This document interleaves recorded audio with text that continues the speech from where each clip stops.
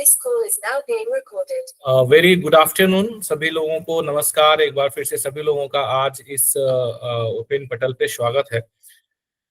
लगातार मेरे पास में इस तरह के मैसेजेस और कॉल्स रिक्वेस्ट आ रही थी कि सर एक ऐसा सेशन हमें करना चाहिए जिसमें कि यूपीएससी के थ्रू ईएसआईसी और ईपीएफओ में जो भी लोग सेलेक्ट हुए हैं, जो भी हमारे अधिकारी चयनित हुए हैं, तो उन लोगों के लिए बड़ी दुविधा की स्थिति बनी हुई है। तो किस प्रकार से हम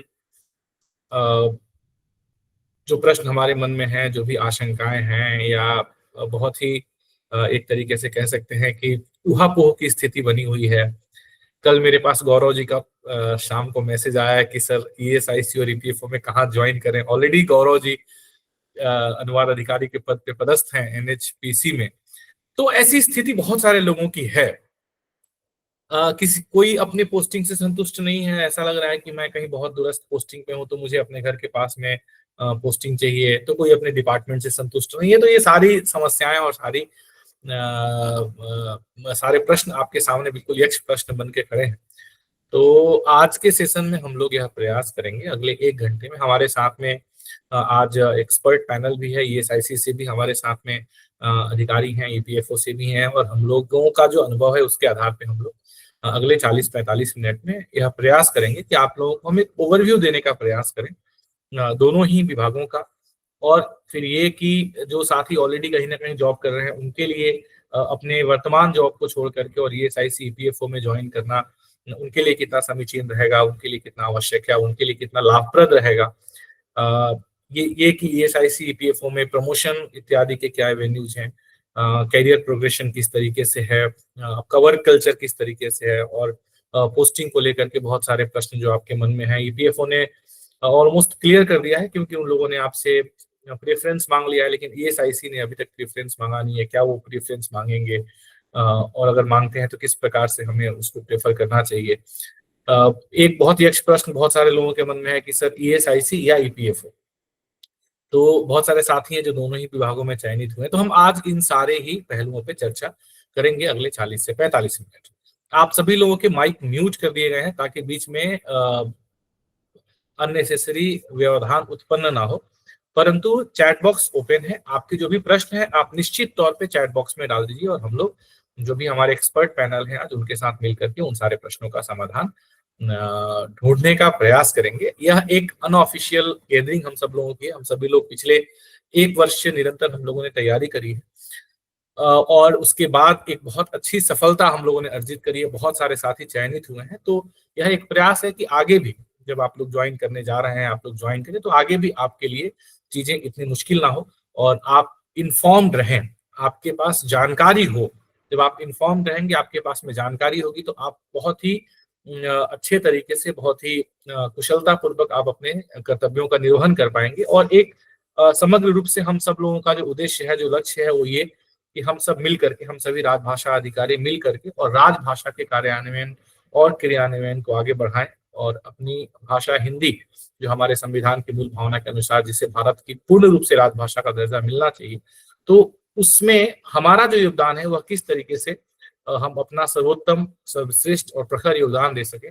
तो इसे करने के लिए अगर आपके पास पहले से, क्योंकि क्या होता है कि जब भी आप कहीं नई जगह पे जाकर के ज्वाइन करते हैं तो शुरुआत कुछ 1 महीने, कुछ 1 साल तो आपको सिर्फ समझने में ही लग जाते हैं कि आपका काम क्या है, आपको करना क्या है, डिपार्टमेंट कैसा है। तो ये सारी चीजें ना बहुत आपको परेशान करती हैं। तो इस पटल के माध्यम से हमारा यह प्रयास है कि आपकी वह परेशानी हम लोग इस माध्यम से हल कर सकेंगे कि हम आपको एक सही, सटीक और उचित जानकारी आप तक जितना हमारे पास है हम पहुंचा सके, जिससे कि आपको एक मोटा मोटा अंदाजा लग सके और आप निर्णय लेने में सक्षम हो सके कि आपको आगे क्या करना है।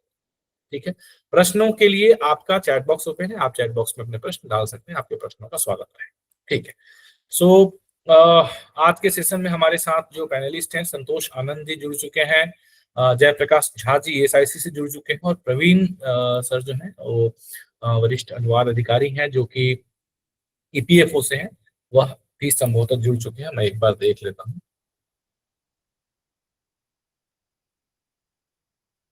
ठीक है, जुड़ जाएंगे।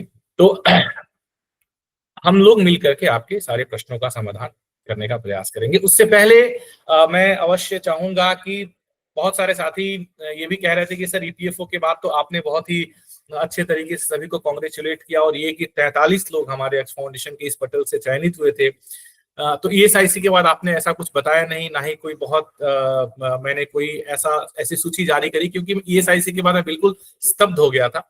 क्योंकि जब मैंने ईएसआईसी की सूची देखी, और सूची देखने के बाद जब मैंने देखा कि 48 जो कैंडिडेट्स ईएसआईसी में चयनित हुए हैं, फिर 48 कैंडिडेट्स वे हैं जो हमारे साथ हम लोग मिलकर के तैयारी कर रहे थे, जो फाउंडेशन से जुड़े हुए कैंडिडेट थे। तो उसके बाद फिर मुझे ऐसा लगा कि मुझे इसको बताने की आवश्यकता आगे नहीं है, और आप सब लोग इससे भली भांति परिचित हैं। तो एक बहुत अच्छी सफलता हम कह सकते हैं कि हम सब लोगों ने मिल करके प्राप्त करी है। इसके पीछे कारण क्या है?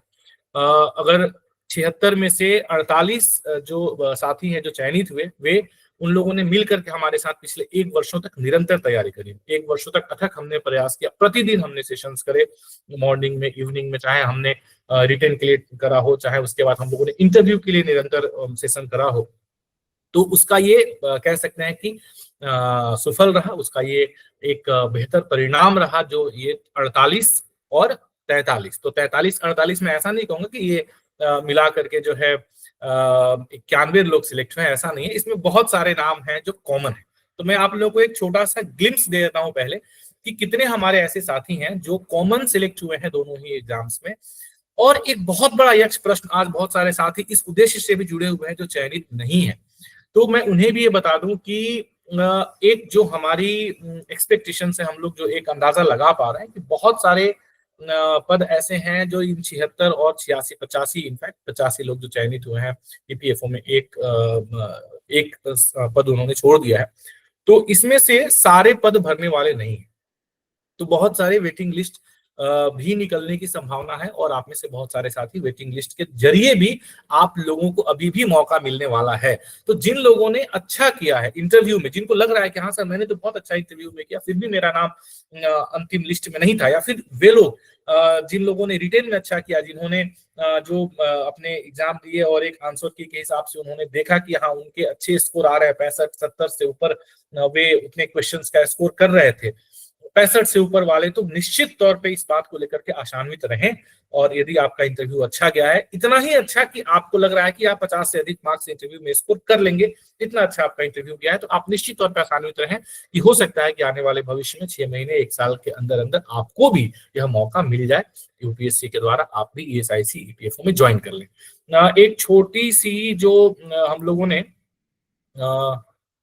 एक छोटा सा एक्सरसाइज किया है, मैं आप लोगों को यदि साझा करूं, तो आप देख पाएंगे कि ये वो लिस्ट है जो ईपीएफओ में हमारे चयनित साथी हैं, कुल मिलाकर के 84 साथी हमारे ईपीएफओ में। यहाँ जो नाम है 84, तो जिसमें से कि 43 फाउंडेशन के पटल के माध्यम से जो साथी जुड़ के तैयारी कर रहे थे, उन लोगों का नाम इसमें, जो मैंने ऑलरेडी पहले आपको साझा किया हुआ है। और यदि मैं आपको बताऊं तो ये वो उन साथियों की सूची है जो ईएसआईसी में चयनित हुए हैं, ठीक है। और एक छोटी सी एक्सरसाइज इसमें हम लोगों ने ये करा है कि अब अगर आप देखेंगे तो इसमें ये जितने भी आप लोग देख पा रहे हैं, आया ना, स्क्रीन दिख पा रही है? Okay, nice.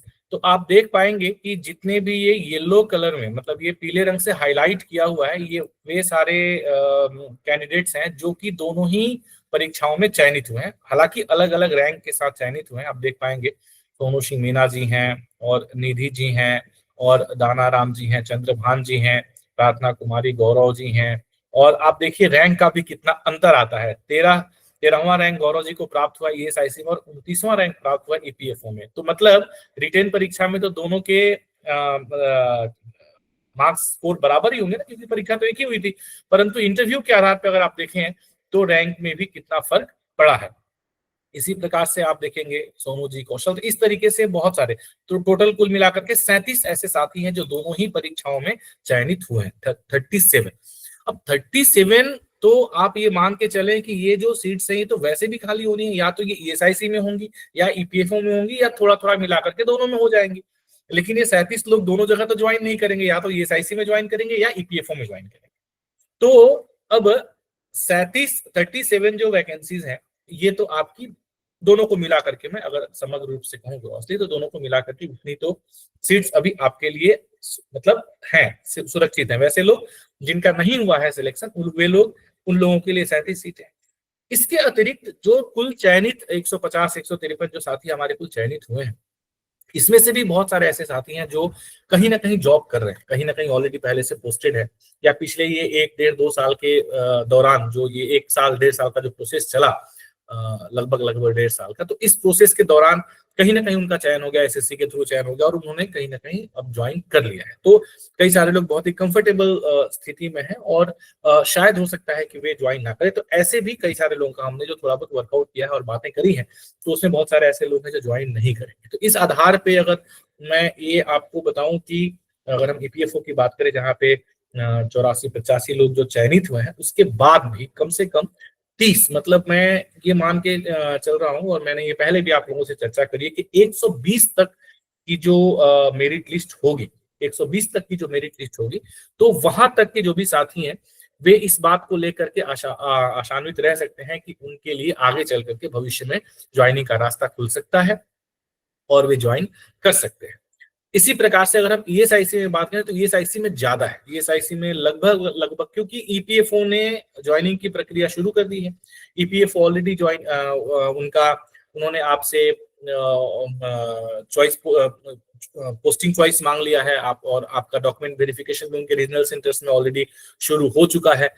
तो हो सकता है कि अगले 1 2 3 महीने में ईपीएफओ की ज्वाइनिंग हो जाए, जबकि ईएसआईसी ने अभी रिजल्ट निकाला है, तो फिर अभी उनकी प्रक्रिया शुरू होगी और इसमें थोड़ा समय लगेगा। तो ज्यादातर साथी ईपीएफओ में चूंकि पहले ज्वाइनिंग आ जाएगी, तो ज्वाइन कर सकते हैं। तो फिर अब वहां ज्वाइन कर लेंगे, तो फिर ईएसआईसी में ज्वाइन करने के लिए आने वाले हैं नहीं, तो वो सारे पद ईएसआईसी में बचेंगे। और उसके अतिरिक्त वे लोग जो ईएसआईसी में चयनित हुए हैं और ऑलरेडी पहले से कहीं ना कहीं जॉब कर रहे हैं, तो वे लोग भी अगर ईएसआईसी ज्वाइन नहीं करते हैं, तो फिर वे सारे पद भी खाली रह जाएंगे। तो इस तरीके से मुझे ऐसा लग रहा है, जो मेरी अपनी एक, ये मेरा व्यक्तिगत अनुभव के आधार पर मैं आपको बता रहा हूँ, एक जो मेरा अंदाजा है कि लगभग लगभग 50 के आसपास में जो मेरिट लिस्ट है, मतलब 76 लोग ज्वाइन किए, तो यहाँ इससे आगे 50 लोग जो मेरिट लिस्ट में है, वे लोग तैयार हैं कि किसी न किसी तरीके से 50 को आप 60 तक भी लेकर के जा सकते हैं, क्योंकि इन 50 में जो लोग होंगे, हो सकता है कि आने वाले टाइम में वे लोग ऑफर ऑफ अपॉइंटमेंट ना एक्सेप्ट करें यूपीएससी के द्वारा, क्योंकि इस बीच में वे ऑलरेडी कहीं ना कहीं उनका चयन हो सकता है। जैसे एसएससी में चयन हो सकता है, इस वर्ष एसएससी के लिए आप लोग तैयारी में लगे हुए हैं, आईबीपीएस के लिए आप लोग तैयारी में लगे हुए हैं, और चूंकि ये सारे पद एक ही पे लेवल के हैं, ऐसा नहीं है कि यूपीएससी के थ्रू ईएसआईसी जेटीयू यदि आप बन रहे हैं तो आपको कोई हायर स्केल या कुछ अलग से पर्क्स मिलने वाले हैं, ऐसा कुछ भी नहीं है। चाहे आप एसएससी के थ्रू सेंट्रल गवर्नमेंट में जेटीयू बन के जा रहे हैं, आपको वही सैलरी मिलने वाली है, वही पद मिलने वाला है, वही लेवल मिलने वाला है। चाहे आप यूपीएससी के जरिए चयनित होकर के ईएसआईसी या ईपीएफओ में जा रहे हैं, आपको वही सैलरी, वही पर्क और सब कुछ वही मिलने वाला है, कुछ भी अंतर इसमें नहीं होने वाला है। तो जो साथी ये वेटिंग लिस्ट वाले भी होंगे, इनमें से भी बहुत सारे लोग हो सकता है कि इस वर्ष एसएससी निकाल लें या आईबीपीएस में चयनित होकर के चले जाए, तो फिर उन लोगों के जो सीट्स हैं वे भी खाली रह जाएंगे और आगे की संभावनाएं बन जाएंगी। हालांकि अगेन ये इस बात पर निर्भर करता है कि डिपार्टमेंट्स जो है, यानी कि ईएसआईसी और ईपीएफओ अपनी तरफ से वो कितना इसको लेकर कितनी सक्रियता दिखाते हैं, क्योंकि एक ये लंबी प्रक्रिया चली है आपके रिक्रूटमेंट की। पिछले वर्ष शुरू हुआ, फिर रिटेन हुआ, फिर उसके बाद 1 साल तक आप लोगों ने इंटरव्यू का इंतजार किया। मतलब हम लोगों ने तो प्रतिदिन इंतजार किया, क्योंकि हम लोग प्रतिदिन सेशन करते थे, रोज मिलते थे, रोज चर्चाएं करते थे। पूरे सिलेबस को हम लोगों ने कम से कम 4 या 5 बार रिवीजन किया। मतलब रिवीजन बोल बोल के कितनी बार रिवीजन करने वाली बात हो गई थी। तो इतना ज्यादा हमने अभ्यास करा, तो हम तो रोज ही इस इंटरव्यू का एक तरीके से इंतजार करते थे। तो 1 साल पूरा हमने एक एक दिन काउंट करके, और 1 साल, लगभग 1 साल जो है रिटेन से इंटरव्यू के बीच में हमने समय निकाला है, और उससे पहले भी लगभग 8 10 महीने का समय। तो ये 2 साल की पूरी प्रक्रिया, और इसमें ये सभी लोगों की इन्वॉल्वमेंट, तो इसको मेरे हिसाब से ईएसआईसी और ईपीएफओ, इन दोनों ही विभागों को व्यर्थ नहीं होने देना चाहिए, और उन्हें यह प्रयास करना चाहिए कि 76 और 85 जितने भी पद हैं, वे सारे पद भरे जाएं, और जो लोग भी मेरिट लिस्ट के हिसाब से आते हैं वेटिंग लिस्ट में, उन लोगों को बुलाया जाए। यूपीएससी के पास में बिल्कुल इस तरह का निश्चित रूप से प्रोविजन है। यूपीएससी वेटिंग लिस्ट के लिए इंतजार करती है। प्रक्रिया ये होती है कि जितने लोग चयनित हुए हैं, सबसे पहले उन्हें अगर वे ऑफर एक्सेप्ट कर लेते हैं, ऑफर एक्सेप्ट करने के बाद में ज्वाइन कर जाते हैं, अच्छी बात है। जो लोग ऑफर एक्सेप्ट नहीं करते हैं या फिर ऑफर एक्सेप्ट करके जब उनका फाइनल अपॉइंटमेंट लेटर जारी हो जाता है उसके बाद वे ज्वाइन नहीं करते हैं, तो ऐसी स्थिति में 6 महीने तक इंतजार करने के बाद में डिपार्टमेंट वे जो पद है उन पद के लिए वापस यूपीएससी को यह सूचना भेज सकता है कि इतने पद हमारे नहीं भरे, इसके लिए आप वेटिंग लिस्ट के अनुसार जो बाकी वेटिंग लिस्ट में बचे उन्हें बुला लें। और उसके बाद फिर यूपीएससी अपने स्तर पे फिर उसकी कार्रवाई करती है और बाकी लोग उसके लिए कॉल कर लिए जाते हैं और फिर उसके बाद आपकी ज्वाइनिंग हो जाती है। तो इस तरीके से एक प्रक्रिया है जो यूपीएससी के द्वारा इस प्रक्रिया को किया जाता है और ऐसा पहले भी हुआ है। तो आप लोगों के लिए एक तरीके से हम कह सकते हैं कि अभी तक सारे दरवाजे बंद नहीं हुए हैं, अभी तक इस तरीके तक आप लोगों के लिए अभी भी आशा बिल्कुल है। आप लोग निश्चित तौर पे इस बात को लेकर के आशान्वित रहे कि आप लोगों ने जो मेहनत करी है वह कहीं ना कहीं, जो लोग चयनित नहीं हुए मैं उनकी बात कर रहा हूँ, वो पूरी तरीके से व्यर्थ नहीं गई है। अभी भी आप लोगों के लिए उम्मीद की किरण बची हुई है। ठीक है, तो ये तो मैंने आपको बता दी वेटिंग लिस्ट की एक मोटे तौर पे बात। अब अगला प्रश्न हमारा जो बनता है वो ये कि एक बहुत यक्ष प्रश्न जो हमारे सामने खड़ा है कि ईएसआईसी और ईपीएफओ इन दोनों के डिपार्टमेंट्स के बीच में फर्क क्या है, हमें किसको ज्वाइन करना चाहिए, इनके प्रमोशनल एवेन्यूज क्या है और बाकी इस तरह के सारे प्रश्न। तो हमारे साथ में ईएसआईसी से जयप्रकाश झा जी हैं, आप सब लोग उनसे पहले भी परिचित हैं और आप लोग उनसे पहले भी बातचीत कर चुके हैं, तो मैं उन्हें अब यहाँ से आगे आमंत्रित करूंगा कि वे जो है इन सारे प्रश्नों के ऊपर अपना विचार रखें। पहली बात तो ये ईएसआईसी डिपार्टमेंट के बारे में, क्योंकि पहले जब आप लोगों को हमने ईएसआईसी के बारे में बताया था तो वह कुछ इस तरीके से था कि आपको इंटरव्यू की तैयारी करनी थी, तो आप एक मोटे तौर पे जान रहे थे कि चलो जान लेते हैं ताकि मुझसे प्रश्न पूछा जाता है मैं बता सकूं। पर अब जब आप उस परिवार का हिस्सा बनने के लिए आपके पास में ऑफर है, जब आप उस संगठन में खुद जा करके और ज्वाइन करके और काम करने के लिए इच्छुक हैं और आपको मौका मिला हुआ है, तब उस डिपार्टमेंट के बारे में जानना, उस कैडर के बारे में जानना, वहां के राजभाषा विभाग के बारे में जानना, और फिर ये कि वहां पे आपके लिए प्रमोशनल एवेन्यूज क्या है, और फिर ये कि अगर हम तुलनात्मक देखें तो फिर तो ये सारी बातों पे जयप्रकाश झा जी को मैं आमंत्रित करूंगा कि वे यहाँ पे अपना मत रखें। जयप्रकाश जी, मैं आपको म्यूट कर दे रहा, एक मिनट अनम्यूट कर दे रहा हूँ शायद। जी, आप अब को होस्ट हैं, आप अपने आप को जी धन्यवाद अभिषेक जी। सबसे पहले बधाई सभी प्रतिभागियों का जिनका चयन हुआ है, और जिनका चयन नहीं हुआ है उनके लिए ईश्वर ने कुछ बड़ी योजना बना करके रखी है, ये ध्यान रखें। तो सीधे हम मुद्दे पर आते हैं, क्योंकि आप सबका समय कीमती है, रविवार का समय है, ऐसे आप लोगों ने बहुत क्लास किया है, बहुत मतलब रिसर्च किया है राजभाषा पर, यदि मैं ये कहूँ तो कोई अतिशयोक्ति नहीं होगी। और इस राजभाषा के रिसर्च का परिणाम आपको मिलेगा। ये परिणाम ऐसे मिलेगा तो जब आप काम करेंगे, आपकी बातचीत होगी अधिकारियों से, तो आप राजभाषा नियमों का जब निर्वचन करेंगे, उसका इंटरप्रिटेशन करेंगे अभिषेक जी के स्टाइल में, ठीक है, तो उसको समझ में आ जाएगा कि भाई इसको गलाना जो है इतना आसान नहीं है।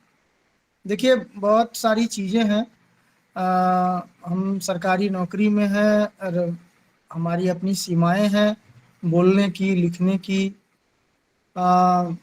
ईएसआईसी ईपीएफओ दोनों सिस्टर कंसर्न हैं, एक ही मंत्रालय के ऑटोनोमस बॉडीज हैं। श्रम और रोजगार मंत्रालय में ईएसआईसी भी है और ईपीएफओ भी है, और सेंट्रल लेबर कमिश्नरेट होता है, केंद्रीय श्रम आयुक्त का कार्यालय, तो वो है। 3 ऑटोनोमस बॉडीज हैं। इसके साथ ट्रेनिंग इंस्टीट्यूशन में वीवी गिरी राष्ट्रीय प्रशिक्षण संस्थान भी है, वो भी श्रम एवं रोजगार मंत्रालय का ऑटोनोमस बॉडी है। तो इससे पहले कि मैं आप लोगों को ट्रांसफर, पोस्टिंग और प्रमोशनल एवेन्यूज के बारे में बताऊं, मैं आप लोगों को राजभाषा कार्यान्वयन के बारे में थोड़ा चर्चा करना चाहूँगा। आप लोग ये सुनने के लिए तैयार हैं या ऐसा कि केवल टू द पॉइंट हम आपको कहें? कमेंट बॉक्स में लिखिए। मैं कुछ कार्यान्वयन से जुड़ी हुई बातें, क्योंकि कल तक आप प्रतिभागी थे और आप प्रतिभागी के रूप में तैयारी कर रहे थे, आज आप कर्मचारी अधिकारी के तौर पर कार्यरत होंगे, तो अब स्थितियां बदल जाएंगी, अब कार्यान्वयन आपसे अपेक्षित होगा। अब नियम 5 का जो है कार्यान्वयन आपके जिम्मे है। तो शाखाओं ने नियम 5 का रजिस्टर बनाया है कि नहीं, ये देखना अब आपका काम होगा। ये काफी इंटरेस्टिंग होगा। और धारा 3(3) का उल्लंघन हो रहा है, तो उल्लंघन हो रहा है सर, हम कहाँ कुछ जारी करते हैं, तो आप बताइए उनको, कह रहे ये जो मेमो इशू किए हैं ये तो अधिकारियों के समूह के लिए है, कर्मचारियों के समूह के लिए है, तो ये तो धारा 3(3) का दस्तावेज है। और आप कह रहे हैं हमारे यहाँ धारा 3(3) कुछ नहीं है, हमारा तो रिपोर्ट 000 जाता है। ठीक है, तो 000 का नहीं है। ठीक है, ये बहुत कुछ है। सबसे पहले राजभाषा हिंदी के कार्यान्वयन के लिए मेरा एक आलेख है छोटा सा, तो मैं उससे ही आप लोगों को जोड़ूंगा। सबसे पहले आपको मानसिक, जो ही आप कार्यालय परिसर में कार्यभार ग्रहण करते हैं, जो पहले लेवल पर आपको समस्या आती है वो मानसिकता की समस्या आती है। स्पष्ट रूप से अधिकारी कर्मचारियों का 2 वर्ग है। एक मांगता है कि राजभाषा हिंदी में काम तो ज्यादा कुछ है नहीं, हाँ महीना में साल में बस हिंदी पखवाड़ा मनाना है और बाद बाकी तो छुट्टी है, बेगारी का ये लोग तनख्वाह लेते हैं। दूसरा वर्ग है जो यह मानता है कि नहीं, हिंदी कार्यान्वयन में इनकी बहुत अच्छी भूमिका होती है और जैसा हम काम करते हैं, देखिए हमारे व्यक्तित्व का बहुत असर पड़ता है। ये पद ऐसा है ना कि इस पद पर अभिषेक जी हों और अभिषेक जी के बाद कोई दूसरा जाए तो बहुत फर्क पड़ जाता है। नियम वही है, कार्यालय वही है, कार्यान्वयन के लिए सारी जो सुविधाएं हैं या जो बजट है वो वही है, लेकिन व्यक्ति के प्रभाव से कार्यान्वयन प्रभावित होता है। बहुत इंपॉर्टेंट है। ठीक है, आपको लगेगा कि है सर ये हवा दे रहे हैं, कहाँ सब बोले जा रहे हैं, हम लोग को नौकरी ज्वाइन करना है और हमको कहाँ कहाँ, लेकिन ये होता है। तो एक वर्ग है जो मानता है कि हिंदी मतलब धुर्म सकट विश्रामालय। ठीक है, हिंदी मतलब मतलब वही लंब दंड गोल पिंड धर पकड़ प्रतियोगिता। ठीक है, तो हिंदी का ये अर्थ नहीं है। हिंदी बहुत ऊंचे भाव से, अनुच्छेद 351 के भाव को देखें, भारत की सामाजिक संस्कृति को अभिव्यक्त करने का माध्यम है। सबसे महत्वपूर्ण है कि आप मानसिक रूप से हिंदी कार्यान्वयन को लेकर मजबूत हों। मुझे कार्यान्वयन करना है, मुझे पहले ही बता दिया गया है बाधाएं आएंगी, तो बाधाओं से कभी भी घबराना नहीं है। किसी अधिकारी का मुंह देख के कार्यान्वयन नहीं होता है, कार्यान्वयन नियमों से होता है। और जब आप 2 बार नियम बोल देंगे, बैठक में अपनी बात को रख देंगे और अभिषेक जी ने जैसे आपको नियम बताया है वैसा आप उसका 50% या मैं कहूं कि 30% पास मार्क भी बता देते हैं कि सर ऐसा है, ऐसी व्यवस्था है, मुझे राजभाषा नियमों से अवगत कराने के लिए यहाँ रखा गया है, नियम को कार्यान्वित करने का सारा अधिकार आपके पास है, नियम 12 देता है, लेकिन नियम बताने का काम मेरी तनख्वाह है, तो मेरी तनख्वाह को मैं जस्टिफाई कर रहा हूं, अपना काम कर रहा हूं। तो पहला लेवल मानसिकता। ठीक है, तो राजभाषा के लिए सदैव आपके मन में गौरव बोध होना चाहिए।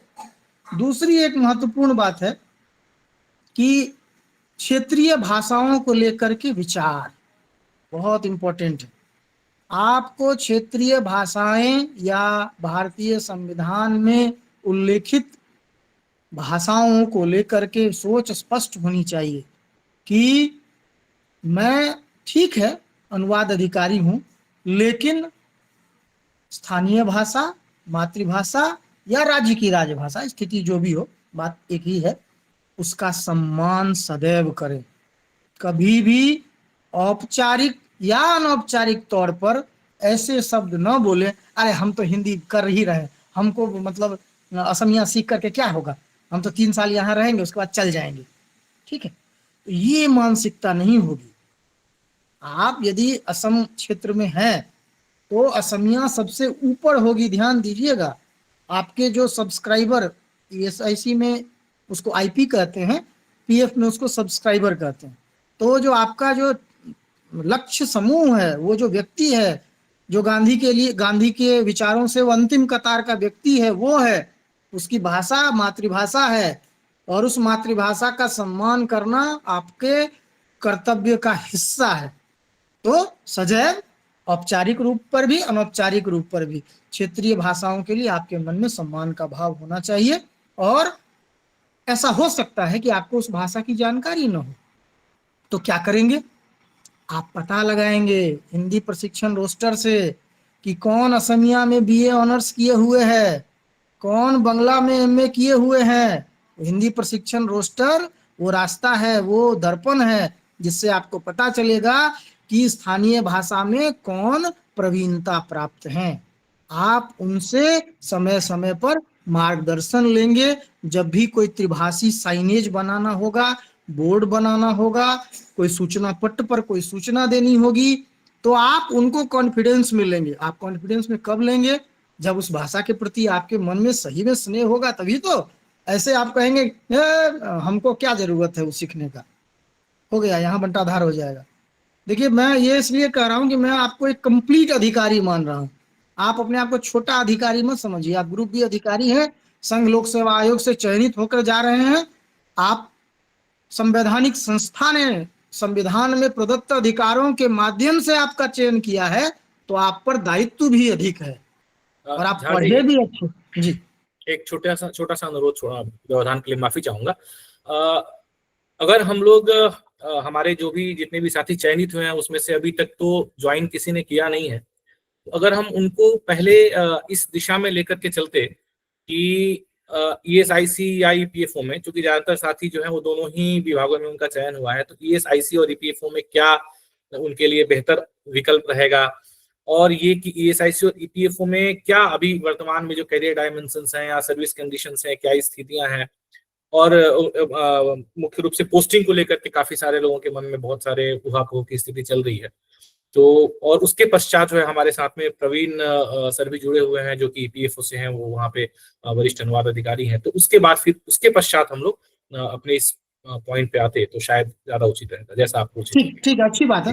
जी, तो यदि प्रवीण सर हैं, मेरे पास जी, पीएफ का भी डाटा है, यदि जी, जी, प्रवीण सर मौजूद है तो मैं जी, चाहूंगा कि वो इस विषय पर प्रकाश डालें, उनका जी, विभाग है। तो जी, जी, मैंने प्रतिभागियों के लिए पीएफ का भी डाटा और कार्यान्वयन की स्थिति जी, मित्र जी, हैं, तो मैं सब कुछ जान रहा हूँ। लेकिन मैं जी, चाहूंगा कि पहले प्रवीण जी EPFO में, अभी मेरी जो बात हुई है EPFO जी, के अधिकारियों से, तो जी, उन्होंने ये बताया कि यदि 5 बच्चे हैं और जी, पांचों ने प्रेफरेंस में एक स्थान विशेष को पहला स्थान दिया है, जी, तो सीनियरिटी यानी रैंक जिसका अधिक होगा, अच्छा जी, होगा, रैंक के हिसाब से वो लोग जो है पोस्टिंग देंगे। ये मतलब अनौपचारिक तौर पर ये सूचना मिली है। कार्यान्वयन के अन्य बिंदुओं और ESIC के सकारात्मक पक्षों के बारे में मैं आगे चर्चा करूंगा। मैं पहले प्रवीण जी का स्वागत करता हूं कि वो जी। आए और EPFO में जो प्रमोशनल एवेन्यूज हैं और जो चीजें हैं उसके बारे में वो ज्यादा बताएं, क्योंकि वो घर में है, मैं तो कितना भी तो बाहर में खड़ा हूँ। चलिए बिल्कुल। प्रवीण जी को हाँ, दीजिए। क्योंकि EPFO ने अपनी प्रक्रिया पहले शुरू करी है, EPFO का रिजल्ट भी पहले आया था और उनकी प्रक्रिया पहले शुरू हुई है।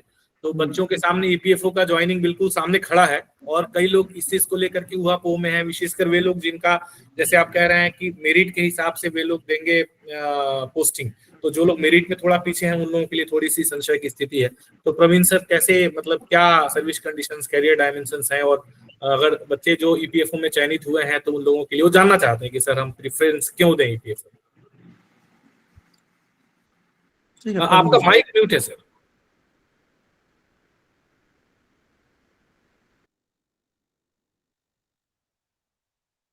हाँ, हो गया, ठीक है। और मेरी आवाज आ रही है आप लोगों को? जी जी, आ रही है।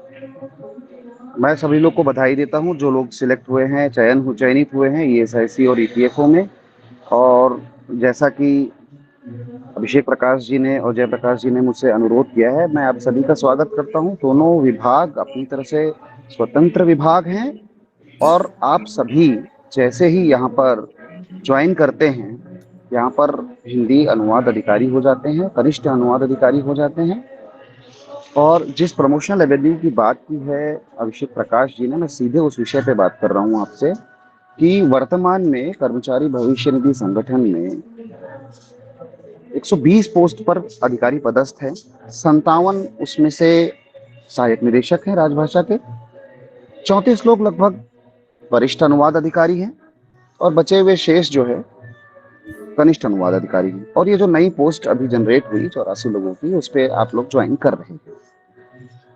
वर्तमान स्थिति के हिसाब से 57 जो हमारे सहायक निदेशक राजभाषा हैं वो लोग एडहॉक बेसिस पर है और इनके रेगुलराइजेशन की प्रक्रिया जारी है, जो कि संभवतः मार्च 2025 तक हो जाएगी और ये 57 के 57 पद खाली हो जाएंगे।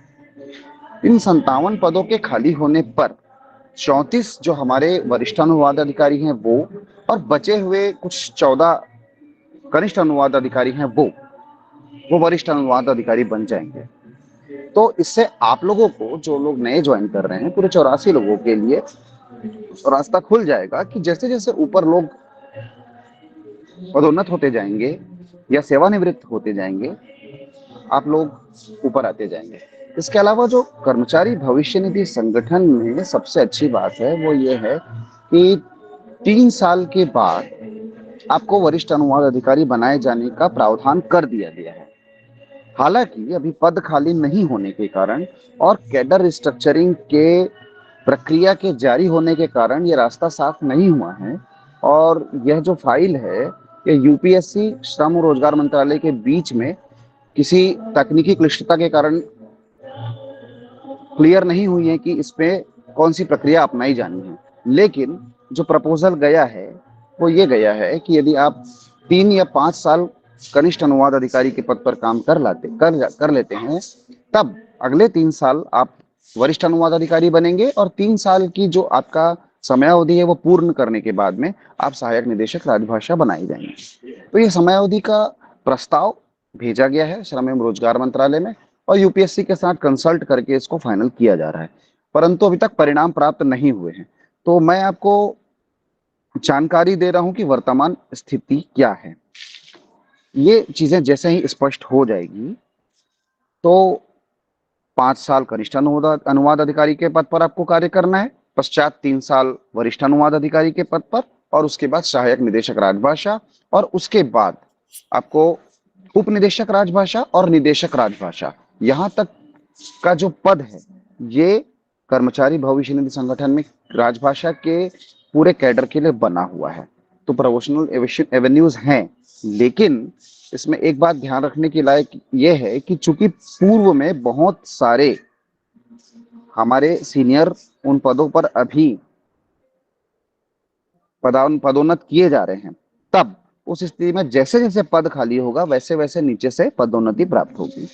अब उसमें बात यह है कि पूरा एक बैच जो है 2025 और 26 में रिटायर हो रहा है, लगभग 12 या 13 लोग जो कि अभी सहायक निदेशक के पदों पर हैं।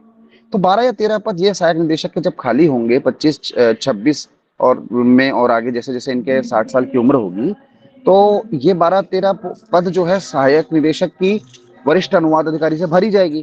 तो जैसे ही आपका कनिष्ठ अनुवाद अधिकारी में 5 साल होता है, आप वरिष्ठ अनुवाद अधिकारी बना दिए जाएंगे। तो इस तरीके से आपकी जो पदोन्नति है वो मुझे तो स्पष्ट दिखाई पड़ रही है 3 से 5 साल की सेवा अवधि के पश्चात। और इसके साथ साथ आपके लिए डेप्यूटेशन का रास्ता खुला है, जैसा कि अभी अभी इनकम टैक्स ने डेप्यूटेशन निकाला हुआ है, वैसे ही डेप्यूटेशन के बहुत सारे विभागों ने पोस्ट निकाली हुई है, पद निकाले हुए हैं, आप वहां जा सकते हैं।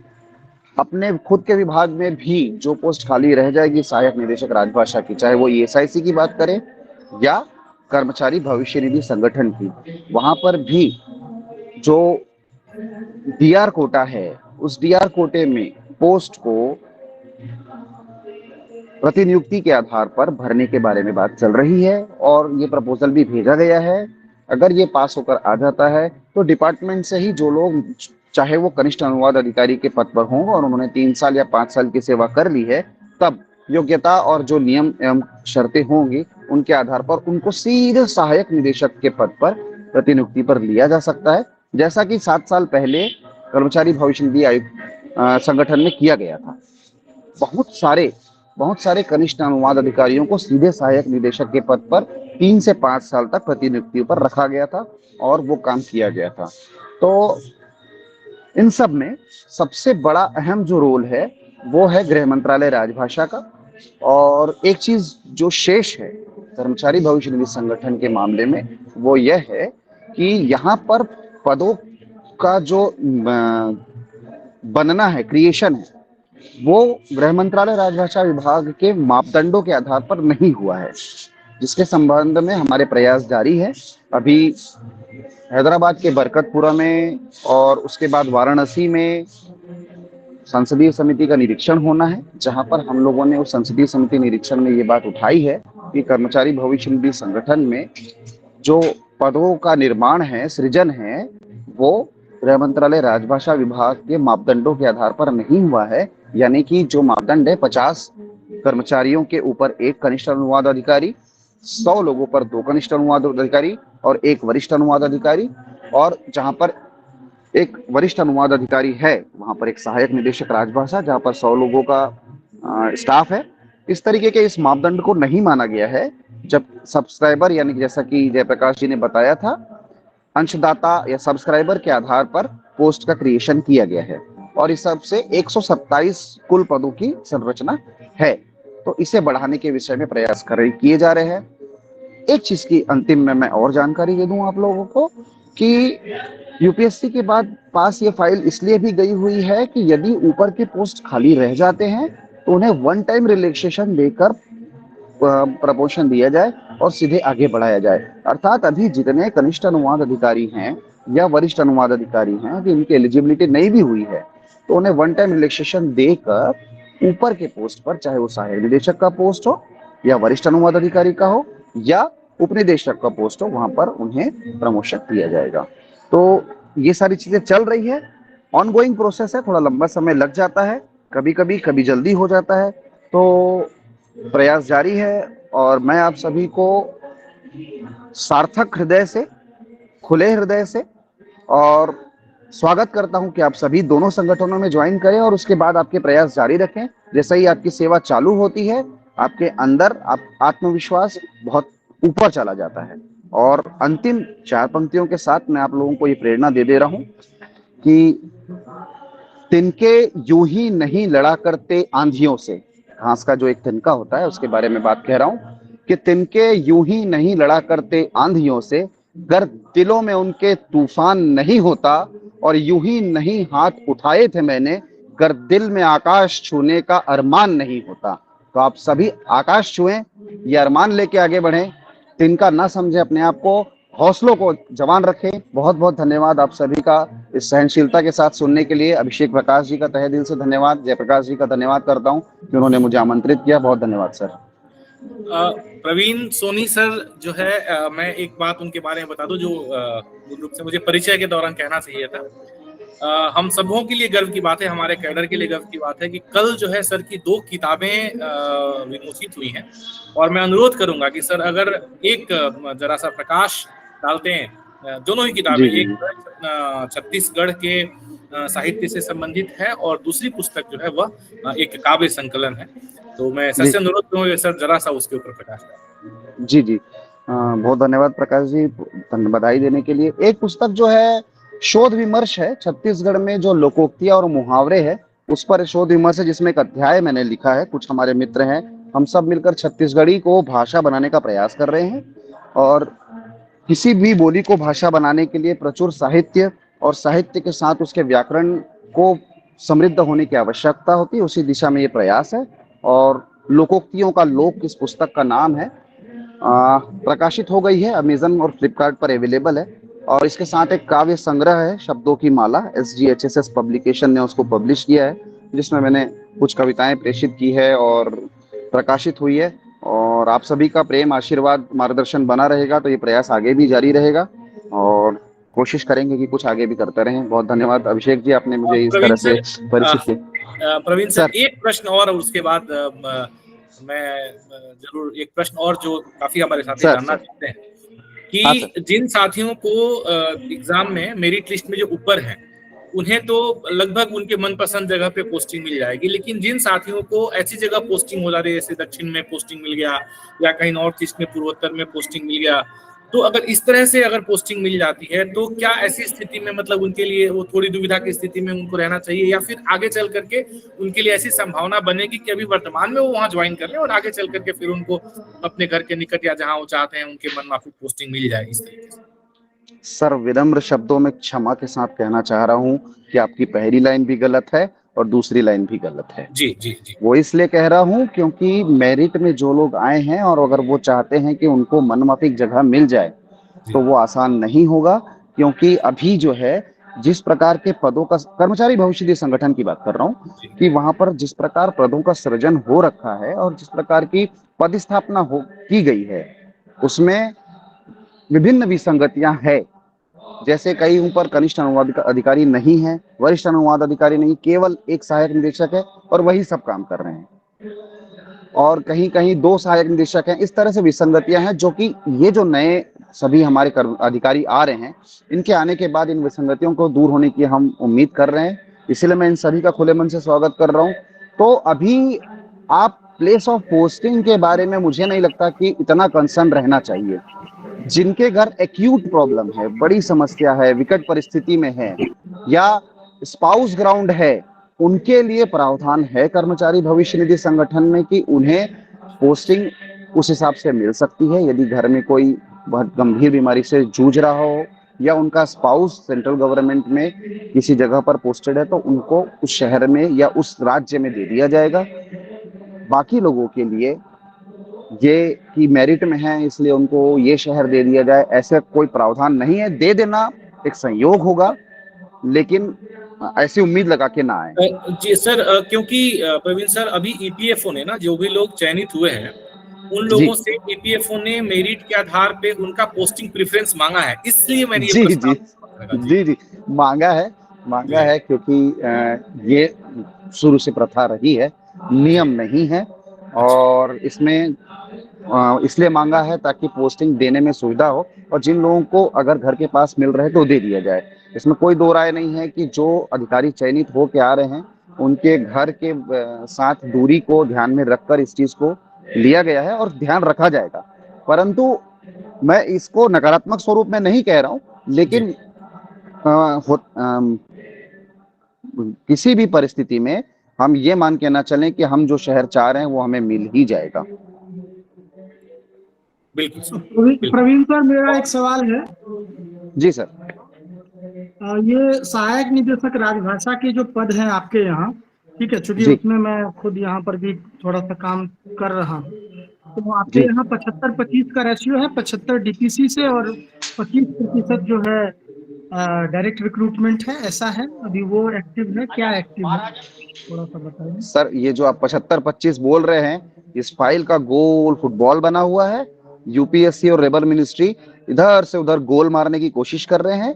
20, 80, 75, 25 क्या करना है वो लोग नहीं कर पा रहे हैं। पिछले 3 साल से फाइल खेल रहे हैं, लेकिन जो पद खाली थे उन सभी में 90 पोस्ट में से 57 पोस्ट को अभी प्रमोट कर दिया गया है, प्रमोशन के थ्रू, है ना, यानी कि डिपार्टमेंटल प्रमोशन डीपी के थ्रू कर दिया गया है। पहले कोशिश की जा रही थी कि इसको डीआर के थ्रू किया जाए, लेकिन अभी डीपी से कर दिया गया है। तो अच्छी उम्मीद है कि ये डीपी से आगे बढ़े, क्योंकि ये रेगुलर हो जाएंगे तो हम कंफर्म हो जाएंगे कि ये डीपी से ही आगे बढ़ेंगे। प्रवीण सर, जो परिणाम जारी किए गए हैं, जो उन परिणामों में कुछ अभ्यर्थी मतलब जो चयनित अभ्यर्थी हैं उन लोगों के लिए प्रशिक्षण की बात की गई है, और प्रशिक्षण की अवधि अलग अलग है, किसी के 3 महीने है, किसी के लिए 6 महीने, किसी के लिए 1 साल। तो ये प्रशिक्षण का मतलब किस तरीके से कुछ है इसके बारे में? देखिए, प्रशिक्षण डिपार्टमेंट में ट्रांसलेटर्स के ट्रेनिंग के लिए पर्टिकुलर शेड्यूल नहीं है, लेकिन पूरे कर्मचारी भविष्य निधि संगठन को 5 जोन में डिवाइड किया गया है, ईस्ट, वेस्ट, नॉर्थ, साउथ और सेंट्रल। हर जोन में अपना ट्रेनिंग सेंटर है और उस ट्रेनिंग सेंटर में रेसिडेंशियल ट्रेनिंग दी जाती है, और ये ट्रेनिंग 7 दिन की भी होती है, 3 दिन की भी होती है और 1 महीने तक की भी होती है। लेकिन ट्रांसलेटर्स को 7 दिन से ज्यादा ट्रेनिंग दी नहीं जाती है। प्रशिक्षण जो प्रैक्टिकल आप व्यवहारिक प्रशिक्षण किसी कार्यालय में रहकर प्राप्त करते वही सही प्रशिक्षण है। इसके अलावा जो राजभाषा विभाग के द्वारा केंद्रीय अनुवाद ब्यूरो में प्रशिक्षण की व्यवस्था है। वो 3 महीने की रेसिडेंशियल ट्रेनिंग है। अलावे इसके वहाँ पर अभी 2 महीने की भी एक ट्रेनिंग और 1 महीने की एक ट्रेनिंग भी शुरू की गई है। जैसा कि मेरा मुंबई में बात हुई थी और नरेश कुमार साहब से बात हुई थी, तो उन्होंने बताया कि हम अलग अलग स्तर पर प्रशिक्षण की व्यवस्था कर रहे हैं।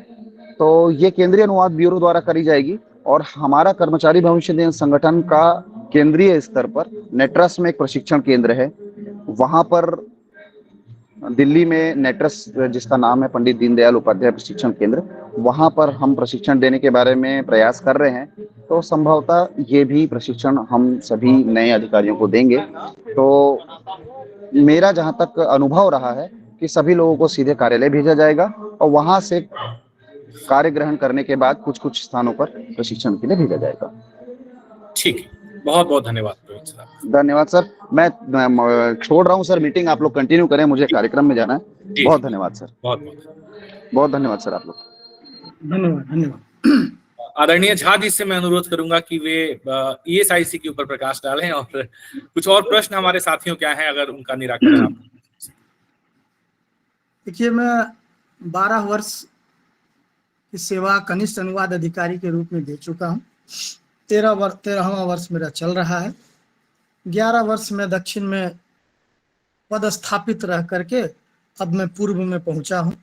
ठीक है, तो ज़्यादा बातें मैं ईमानदारी से करूँगा। ठीक है, और हम ठीक है कि आदर्श की कल्पना करते हैं, ऐसी आदर्श स्थिति है, लेकिन यथार्थ कुछ और होता है। ये प्रेमचंद के उपन्यासों में भी आप देखते हैं कि शुरुआत के दौर में वो आदर्शवादी रचनाएं लिखते हैं जो परिणाम सेवा सदन का है, गबन का है, और वो यथार्थवाद में परिणत होता है गोदान तक आते आते जीवन के अंतिम पड़ाव में, रचना के अंतिम पड़ाव में। तो बिल्कुल ऐसा है, आप सब लोग नए हैं, आप सब लोग मतलब आदर्श स्थिति में हैं। ज़्यादा मैं आपको यथार्थ नहीं कहूँगा।